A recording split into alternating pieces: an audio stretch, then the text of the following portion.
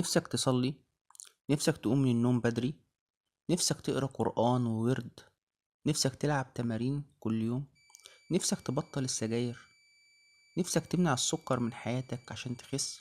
كل واحد فينا نفسه يغير من نفسه، نفسه يبقى حد تاني احسن. بس لو موقفش قدام نفسه وغصبها على اللي نفسه فيه، هتفضل عايش طول عمرك نفسك في الحاجة دي.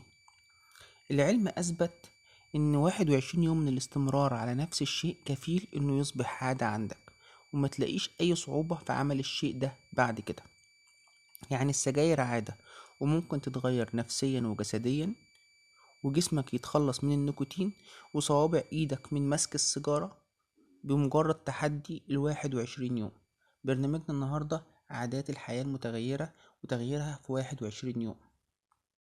برنامجنا النهاردة هيساعدك تلاقي نفسك وتغير من نفسك، عادات سيئة تبطلها، حاجات كويسة تعملها. كفاية بقى تسيب نفسك تسوقك، مش عشان الدين بس، لا كمان عشان نفسك. أي عادة كويسة عايز تعملها وتتعود عليها، البرنامج مجاني، هيساعدك إنك تكتسب العادة دي في 21 يوم. وأي عادة سيئة برضو البرنامج هيساعدك تبطلها، وانت هنا الرقيب على نفسك. يعني لو إرادتك مش حقيقية، صدقني مفيش أي حاجة في العالم هتغيرك.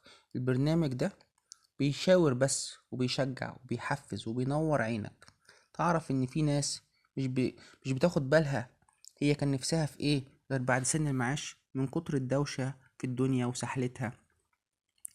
ما عندهاش وقت تقف وتقول لا لازم اتغير عشان نفسي، عشان صحتي، عشان اخرتي، عشان اولادي، عشان مستقبلي.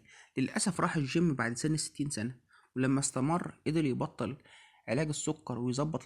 وزي ما انت شايف كده، دي عقلية ايجابية.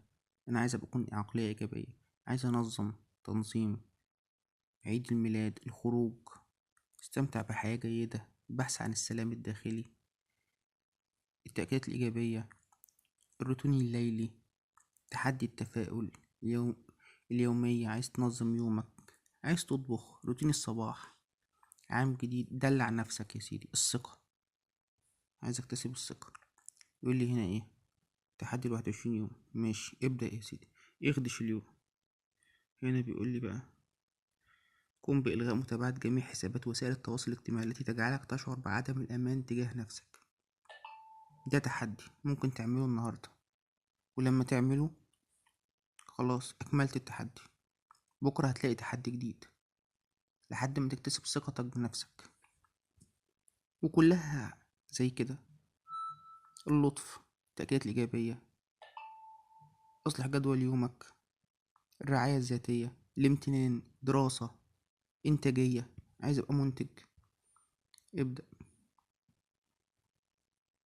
اخدش، رتب سريرك في الصباح حتى لن تغري بالعودة إليه. يعني رتب السرير بتاعك عشان ما ترجعش تنام تاني. رتبت السرير وخلصت، اكمال التحدي. ومعاك كده 21 يوم، اصبحت عادة، مبقتش فيه صعوبة انك بتعمل الموضوع ده، وغيرت من نفسك. مش لازم تروح لدكتور نفسي عشان تدفع فلوس وروجيتا عشان تغير من نفسك. مش لازم تروح لدكتور تخسيس وتدفع فلوس عشان تلتزم بالجدول اللي هو اديهولك.